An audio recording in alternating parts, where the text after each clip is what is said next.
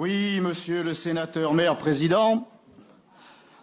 À première vue, le projet de budget que vous nous soumettez est paré de toutes les vertus. Une faible évolution de la masse salariale, un autofinancement prévisionnel en hausse et un recours à l'emprunt d'un montant inférieur au montant du capital remboursé. Mais tout cela, c'est à première vue seulement. Il faut y regarder de plus près, car là, comme ailleurs, vous êtes passé maître dans l'art du trompe-l'œil et de l'enfumage. Après avoir inscrit une baisse des dépenses réelles de fonctionnement au budget primitif 2015, en réalité, c'est une hausse de 4,5% que les premiers éléments d'appréhension de l'exécution de ce budget font apparaître. Tout cela malgré les engagements d'économie affirmés tant au moment du débat d'orientation budgétaire qu'au moment de la présentation du budget 2015. Où est le plan d'économie volontariste sans précédent auquel la municipalité s'était engagée, qui constituait évidemment le corollaire de la hausse de la fiscalité? Ce qui est encore plus inquiétant, c'est que les recettes réelles n'ont augmenté parallèlement que de 3%. La situation devrait donc encore empirer. Alors surgit à nouveau l'explication passe-partout que vous nous servez inlassablement depuis 3 exercices budgétaires pour essayer de justifier toutes les dérives de votre gestion financière, le coût de la réforme des rythmes scolaires, estimé cette fois non plus à 25 millions d'euros, mais tout de même à 21 millions d'euros. Or, la mission d'évaluation et d'information des différents temps périscolaires a permis de balayer les différents coûts de toutes les activités dans les écoles. Garderie du matin, garderie du soir, temps récréatif de restauration, étapes pour lesquelles les services, vos services, ont transmis des informations précises. C'est ainsi que l'on a pu constater que la ville de Marseille organise depuis plusieurs années un très grand nombre d'activités de toute nature en direction des écoliers et plus généralement des jeunes, et que néanmoins, le coût de ces actions a été comptabilisé comme partie intégrante du surcoût engendré par la mise en place de la réforme. Ces précisions posées, le surcoût résiduel engendré par la mise en place par la ville de Marseille s'élève à 10 786 698 € pour l'année scolaire 2014-2015 et à 16 millions, Monsieur Blum, 16 606 686 € pour l'année 2015-2016 et non pas 21 millions. Certes, il s'agit de sommes importantes, mais cependant sans commune mesure avec les chiffres fantaisistes que vous avez brandis pour justifier l'augmentation des impôts, le refus d'appliquer la réforme et aujourd'hui la dérive des dépenses de fonctionnement. Afin de relativiser, il n'est pas sans intérêt de rappeler que la ville de Marseille verse chaque année quelques 67 millions d'euros de subventions à des centaines d'organismes et associations diverses. La religion laïque du vivre ensemble, cela n'a pas de prix, mais cela a un coût exorbitant que nul ne doit contester sous peine d'être excommunié. La politique d'immigration est un gouffre, un puits sans fond, mais il s'agit là de respecter et sans sourciller la tradition séculaire d'accueil de la France héritée de 1793, comme le répétait le ministre de l'Extérieur, Bernard Cazeneuve, à la tribune du Sénat. Dans cette perspective, on comprend que l'éducation n'est pas une priorité pour l'équipe municipale. Il n'est que de constater l'état de décrépitude des bâtiments scolaires pour lesquels vous avez péniblement inscrit 18 millions d'euros au budget d'investissement 2016, soit 42 000 € par an et par école. Quand allez-vous faire cesser ce scandale, monsieur le maire? Sur ce sujet qui nous tient tout particulièrement à cœur, comme tous les Marseillais, puisqu'il en va du présent, mais aussi de l'avenir de nos enfants et donc de l'avenir de notre ville, je laisserai à Madame Dangiot le soin d'exprimer notre position.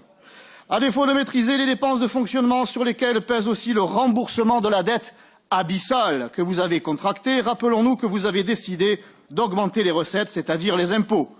C'est ainsi qu'en 2015, vous avez non seulement augmenté le taux d'imposition de 4,9%, mais vous avez également supprimé tous les abattements.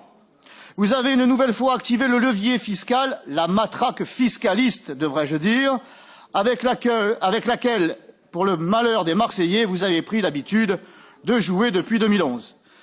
Marseille figure bien sûr au palmarès des 6 villes de France où les impôts locaux ont augmenté le plus en 2015, alors que déjà en 2012, le taux de la taxe d'habitation y était supérieur de près de 30% à celui pratiqué dans les communes similaires.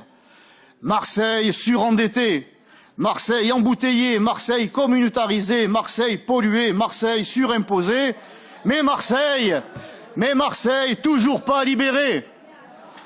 Une nouvelle tirade à l'accent gaullien, mais jamais gaulliste, dont les Marseillais se seraient bien passés.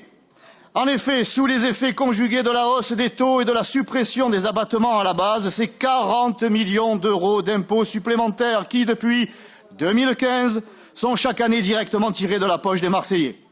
Or, le désengagement de l'État et la baisse des dotations que nul ne conteste et qui vous ont servi de prétexte pour justifier la hausse de la fiscalité n'a été en 2015 que, si j'ose dire, de 34,5 millions d'euros en montant cumulé, soit 8,1 millions pour la DGF et 3 millions pour la DSU cible en 2014, et 20,4 millions pour la DGF et 3 millions pour la DSU cible en 2015, un montant bien inférieur de la hausse de la fiscalité, au produit de la hausse de la fiscalité.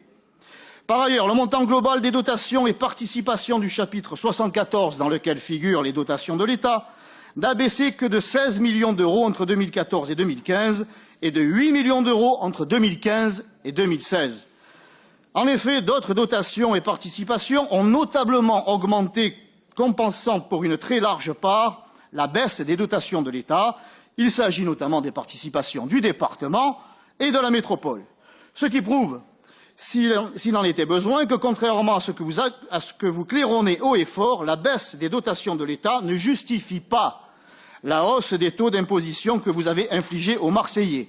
Quant à la diminution de l'endettement, qui, selon M. Blum, permettrait de reconstituer l'autofinancement, elle n'a été possible que grâce au tour de passe-passe du transfert des opérations d'aménagement pour lesquelles la métropole remboursera 54 millions d'euros au budget 2016, savamment orchestré avant le 31 décembre, date butoir oblige, faute de quoi la ville aurait continué à les supporter.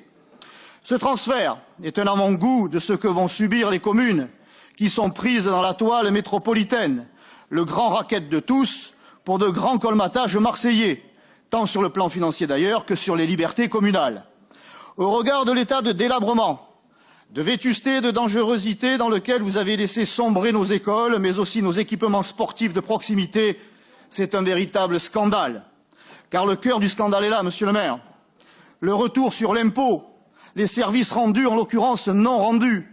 Si les Marseillais bénéficiaient de transports en commun dignes de la deuxième ville de France, si les rues étaient propres, sûres, si les gymnases et les piscines étaient en nombre suffisant et en bon état, si les stades étaient assez nombreux et aux normes, s'il y avait une équité devant l'impôt alors que l'on paie une taxe d'habitation plus élevée dans les quartiers nord dépourvus de tout que sur la corniche qui constitue encore un paradis sur terre, si les écoles tenaient debout, les Marseillais accepteraient l'impôt.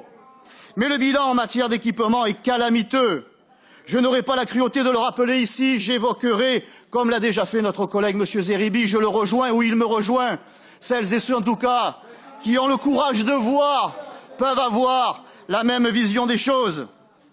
Je n'évoquerai que le dernier exemple en date et qui témoigne de l'amateurisme et de l'aveuglement d'une équipe qui est pourtant aux affaires depuis 21 ans. Alors que le club de football de Marseille Consola s'apprête à accéder à la Ligue 2, la deuxième ville de France, celle qui se voudrait capitale européenne du sport, n'est même pas en mesure de lui proposer un stade aux normes requises. Pire, avant la rénovation du stade de l'Or et alors qu'il vous a été conseillé de le mettre aux normes pour y accueillir le cas échéant des matchs de Consola qui pouvaient déjà accéder à l'élite en prévoyant simplement 5 mètres de plus en largeur, c'était quand même pas le tunnel sous l'Atlantique, votre adjoint au sport a refusé. Il s'est, comme à son habitude, entêté en confirmant que le stade de l'Or accueillerait uniquement les matchs de rugby. Marseille, qui, comme chacun le sait, est la ville du ballon ovale, même si le rugby y a bien sûr toute sa place. Marseille Consola devra donc jouer à Martigou à Istres, et les supporters, comme le club, se déplaceront pour jouer à domicile. Chapeau l'artiste. Alors certes, l'on pourrait se réjouir d'accueillir cette année l'Euro 2016 dans un stade Vélodrome rénové, transformé, si par votre incurie à gérer ce dossier, le coût de cette opération ne s'avérait pas insupportable pour les finances de la ville. Vous avez choisi de recourir au partenariat public-privé. Pourquoi pas après tout, à condition que le contrat soit équilibré, que les risques soient maîtrisés, ainsi que la Chambre régionale des comptes l'a souligné dans l'examen très approfondi auquel elle s'est livrée sur le montage de ce dossier. La rémunération des actionnaires par le biais des intérêts servis à la dette subordonnée a alourdi la facture de 93 millions d'euros sur la durée du contrat. Le montant des recettes garanties évolue 2 fois moins vite que celui des charges d'exploitation et surtout le loyer versé par l'OM est très inférieur à l'évaluation qu'en a fait la Chambre. La ville de Marseille n'a pas anticipé le contenu de la convention de mise à disposition dès la signature du contrat de partenariat public-privé, ce qui l'a placé dans des conditions de négociation défavorables. C'est ce qui s'est produit. Négociée en 2014, la redevance à la charge du club résident a été fixée à 4 millions d'euros par an, alors que la Chambre régionale des comptes l'avait évaluée au prix du marché, c'est-à-dire 8 millions d'euros. Car le seul match que l'OM a brillamment remporté à domicile cette année, c'est celui face à votre équipe municipale, monsieur le maire, en vous ayant écrasé 4 millions d'euros à 0. Vous vous êtes fait balader. Votre capitaine, monsieur Blum, convaincu qu'il remplirait les caisses en pariant seulement sur les résultats à venir d'une équipe dont on connaît aujourd'hui le talent et l'implication sur le terrain. Eu égard à la situation actuelle du club, il est à craindre que les négociations qui auront lieu à l'occasion du match retour, le renouvellement en 2017, ne soient pas placées sous de meilleurs auspices. Madame Dreyfus et monsieur Labrune vous ont déjà fait un petit pont à 4 millions d'euros. C'est le coût du sombrero à 5 ou 6 millions qu'ils vont vous infliger l'année prochaine. Rappelons, à titre de comparaison, que le club de football de Lille verse une redevance de 4 700 000, celui des Girondins de Bordeaux 3 850 000, après avoir versé un apport initial de 20 millions d'euros. Ces redevances fixes sont assorties d'une part assise sur le chiffre d'affaires des clubs. Quant à l'Olympique lyonnais, il est propriétaire du stade qu'il a fait construire à ses frais. La redevance assise sur le produit de la billetterie est de 20% au-delà d'un produit de 20 millions d'euros. Elle est bien entendu sujette à variation en fonction de l'attractivité du club résident et l'attractivité de l'OM en ce moment.